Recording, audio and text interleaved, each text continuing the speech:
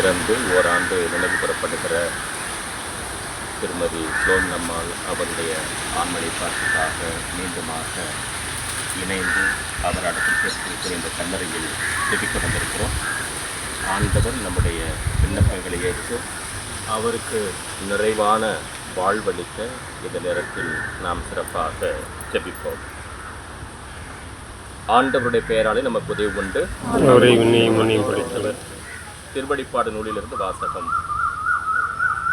விண்ணகத்திலிருந்து ஒரு குரலை கேட்டேன், இது முதல் ஆண்டவரோடு இணைந்த நிலையில் இறப்போர் பேறு பெற்றோர் என எழுது என்று அது ஒலித்தது. அதற்கு தூய ஆவியானவர், ஆம், அவர்கள் தங்கள் உழைப்பிலிருந்து ஓய்வு பெறுவார்கள், ஏனெனில் அவர்களின் செயல்கள் அவர்களை பின்தொடரும் என்று கூறினார். ஆண்டவரின் அருள்வாக்கு. இறைவனுக்கு நன்றி. பார்த்தவர்களே,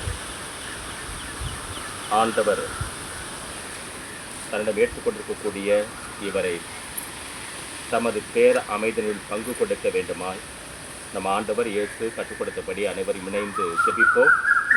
எங்கள்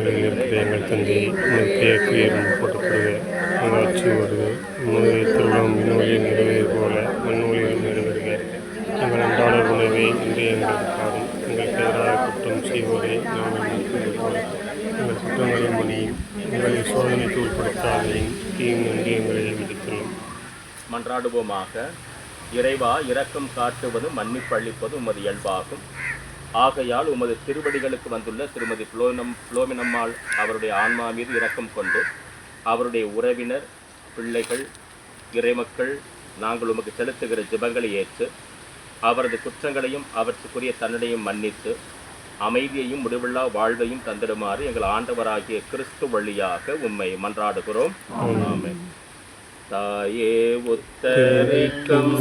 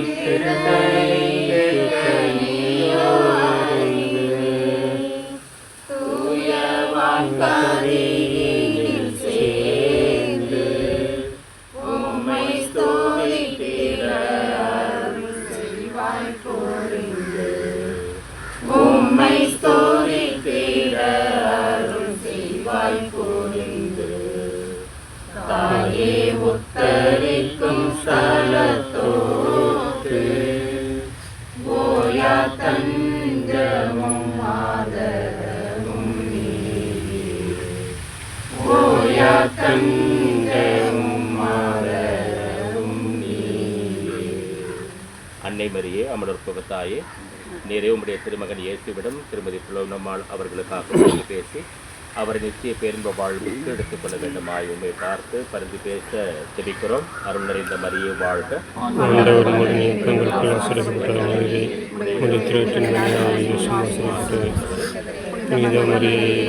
தாயை பாதுகாக்க எங்களுக்காக எப்போதும் எங்கள் இறப்புகளிலும் வேண்டிக்கிறோம். ஆமென். தந்தைக்கும் மகனுக்கும் தூய ஆவியாருக்கும் மாட்சி உண்டாவதாக. நித்திய வாழ்வு இவர் கழித்தருளும் ஆண்டவரே. நித்திய வாழ்வு இவர் கழித்தருளும் ஆண்டவரே. நித்திய வாழ்வு இவர் கழித்தருளும் ஆண்டவரே. தந்தை, மகன், தூய ஆவியாரின் பெயராலே